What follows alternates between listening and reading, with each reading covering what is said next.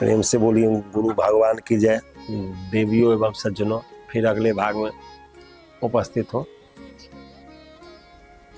तो जो लिखा रहता है मनुष्य के भाग्य में, कर्म में, वो भोगना ही पड़ता है।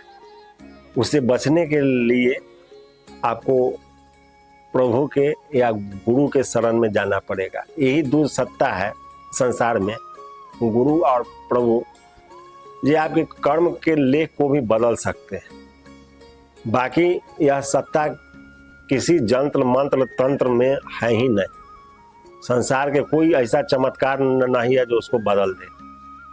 लेकिन गुरु और प्रभु में ये सामर्थ्य है जो आपके कर्म को लेख जो है उसको भी बदल सकते हैं। इसलिए कि सदगुरु प्रभु एक है, या में भेद न मान, भेद मान भवकूर पड़े निर्वेदित निर्माण। सदगुरु और प्रभु जो है वो एक ही है, वो अलग नहीं है। जो भेद समझता है वो कभी पार नहीं उतर सकता है, कभी नहीं। वो संसार सागर में भटक जाएगा। और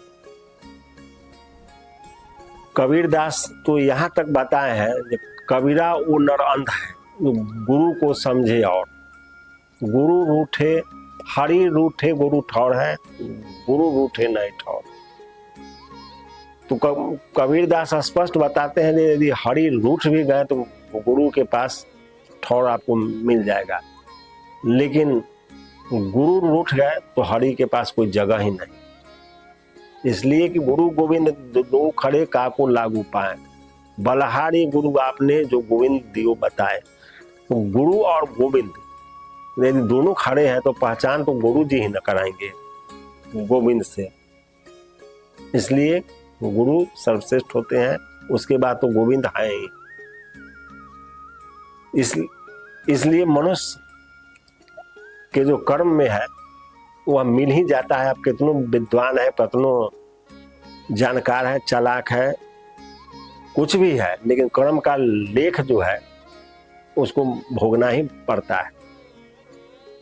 तो एक बहुत बड़े पंडित थे, आचार्य थे, ज्ञानी।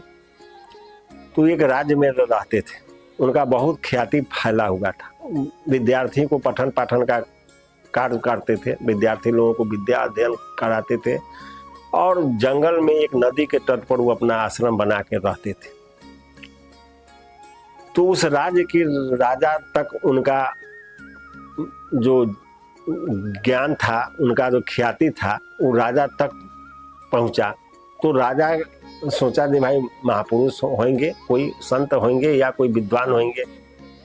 तो राजा की एक लड़की था। तो राजा सोचा जो लड़की की अब शादी करना है, तो राजा सोचा जो उसी विद्वान को बुलाकर अपने लड़की के भाग दिखवाए, उसके बाद इसका शादी विवाह करे। तो आचार्य जी को बुलाया गाया, और जब आचार्य जी आए तो राजा कहा कि महाराज आप तो बहुत विद्वान है, आपकी नाम चारों ओर है, शोहरत सुन रहे हैं, आपकी विद्वता का जय जयकार होता है।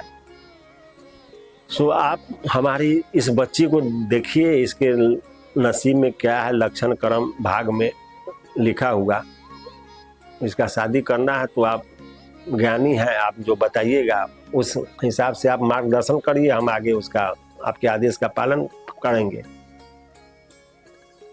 तो राजा अपनी बच्ची को बोला कि उस आचार्य जी के सामने प्रस्तुत कर दिया। तो जब आचार्य जी जब उसके हस्तरेखा देखे तो इनका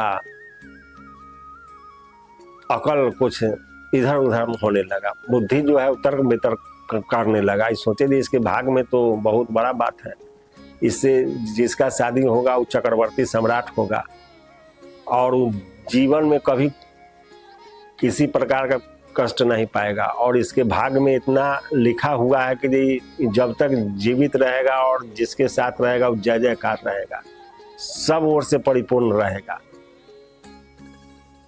तो ये सब देखने के बाद वो विद्वान थे, लेकिन माया तो आज तक किसी को छोड़ा नहीं। जब नारद जी को भटकाया तो वो तो विद्वाने थे, आचार्य थे, तो उनका भी मति जो है भ्रष्ट हो गया। उसके रूप को देख के, उसके गुण को देख करके वो सोचने लगे कि ये भाई राजा तो हमसे इस लड़की के मेरे साथ शादी करेगा नहीं।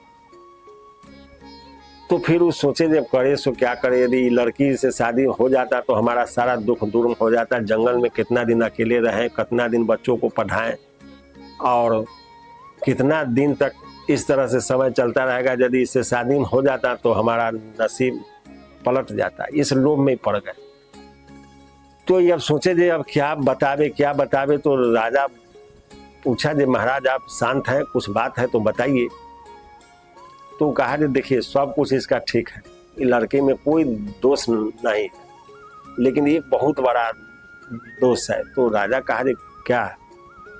तो आचार्य बताया जे इसका शादी जहाँ होगा जिसके साथ उसका नाश हो जाएगा, और आप यदि इसका शादी करते हैं तो आपका सत्यानाश हो जाएगा। तो राजा चौंक गया। कोई भी आदमी अपने बर्बादी का जब खबर सुनता है तो डर जाता है।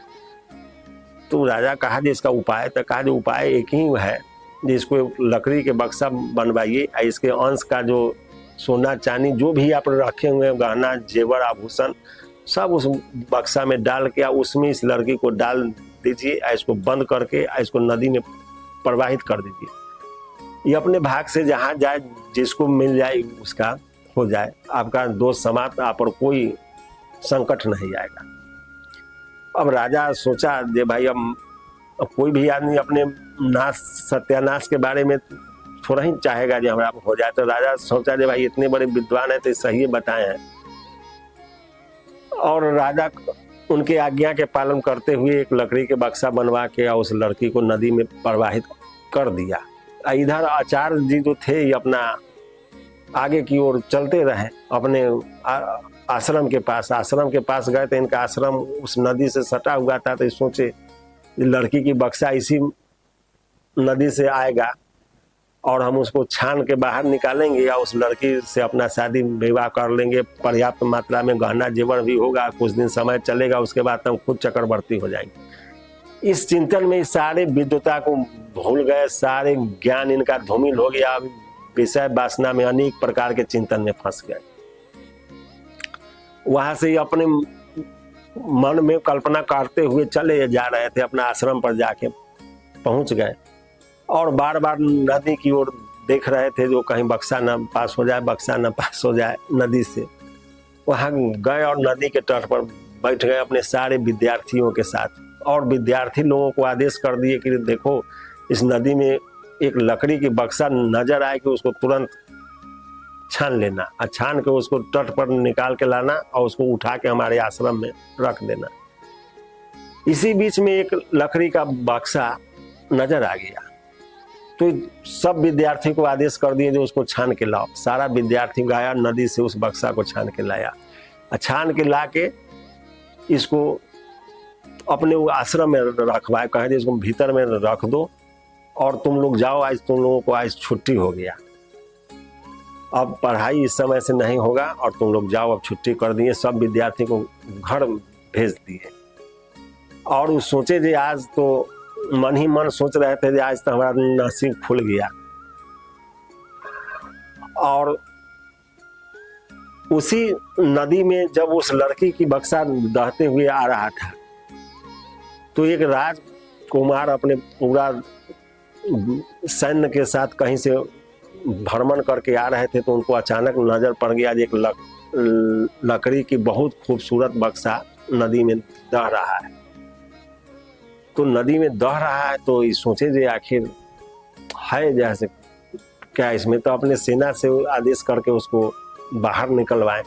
सारे सेना लोग नदी में प्रवेश करके उस लकड़ी के बक्सा को जब बाहर लाएं, उसको जब खोलवाएं तो उसमें कुछ सुंदर राजकुमारी 16 श्रृंगार से युक्त थी या उसके पास बहुत से गहने जेवर थे। तो ये राजकुमार जब उससे पूछे जे भाई तुम कौन हो, उसके रूप देख के मोहित हो गए। तो वो अपना सारा कहानी बताई, जब फलाने राज्य की राजकुमारी हैं, हमको एक आचार्य के आदेश पर हमको राज से बाहर कर दिया गया। तू कहा कोई बात नहीं, आज से तुम राजकुमारी हो तो सदा के लिए ही रहोगे। और उसी जगह उसे शादी करके वो अपने राजभवन में ले गए। इधर जब आचार्य जी जब सबके चल जाने के बाद जो है, जब वो बक्सा को खोले, अंदर में अपने दरवाजा बंद करके, वो सोचे थे लड़की है, राजकुमारी है, तो इसको थोड़ा समझाना बुझाना होगा, इतना आसानी से तो मानेगी नहीं शादी करने के लिए। तो ये सब सोच के उनके मन में तरह तरह से लड्डू फूट रहा था। और जब अपने आश्रम के दरवाजा बंद करके जो ही लकड़ी के बक्सा के खोले, तो उसमें एक हिंसक भालू था जो कितने लोगों का जान ले चुका था। इसलिए उसको कोई उसको उस बक्सा में बंद करके और उसको नदी में प्रवाहित कर दिया था। तो भालू को जब खोले वो, तो भालू कई दिन से भूखा प्यासा नदी में दह रहा था। वो भालू इन पर आक्रमण कर दिया, इनको लहू लहान कर दिया और इनको लगा काट काट के खाने। अब ये तो लगे चिल्लाने, लेकिन जंगल में तो कोई था नहीं, सारे विद्यार्थी को तो पहले ही छोड़ चुके थे।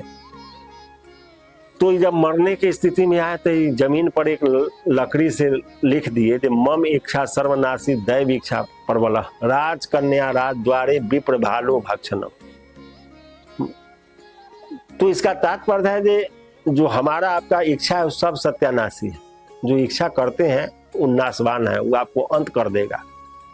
और जो ईश्वर की इच्छा है वही सही होगा। जैसे वो राजा के कन्या थी तो राजा के ही दरबार में गई, लेकिन इनके नसीब में नहीं था, तो ये उसको गलत सलाह करके अपना लोभ में फंस गए, तो इनको एक भालू के द्वारा इनका वध हो गया। तो ज्यादा चतुराई कहीं नहीं करना चाहिए। आप एक कर्म से चलिए, कर्म से जब चलिएगा ना तो उपरामता को प्राप्त कर जाइएगा। नहीं तो फिर ज्यादा चतुराई करने लगिएगा तो वही आचार्य जी वाला हाल हो जाएगा। प्राप्त करने जाइएगा, कोई चीज आप मिल जाएगा, कोई चीज। इसलिए ज्यादा लोभ में मत चलिए, ईश्वर पर भरोसा करके आप ईमानदारी पूर्वक अपना कर्म करते चलिए। दूसरे को दुख देने से बचिए, जो दूसरे को ठगने से बचिए, दूसरे को धोखा देने से बचिए, दूसरे के संपत्ति पर कभी लोभ मत करिए, और आप अपने शास्त्रों के अनुसार अपने गुरुजनों के बताए हुए सतमार्ग पर चलिए, तो आपका कल्याण निश्चित होगा, इसमें कोई संदेह नहीं है। इसलिए प्रभु का भजन हर परिस्थिति में अनिवार्य है। यदि प्रभु का भजन चलता रहेगा तो आप विपत्ति से कटते रहिएगा, आप पर कोई वैसा विचार ही नहीं प्रवेश कर पाएगा जो आपका अंत कर पाएगा। इसलिए हर परिस्थिति में राम राम राम रटते रहिए, वही एक औषधि है जो सारे रोग को समाप्त कर देगा। इसलिए बिना समय गंवाए मन वचन कर्म से उस प्रभु का चिंतन करते रहिए। राम राम राम रटते रहिए। फिर अगले भाग में जय गुरुदेव।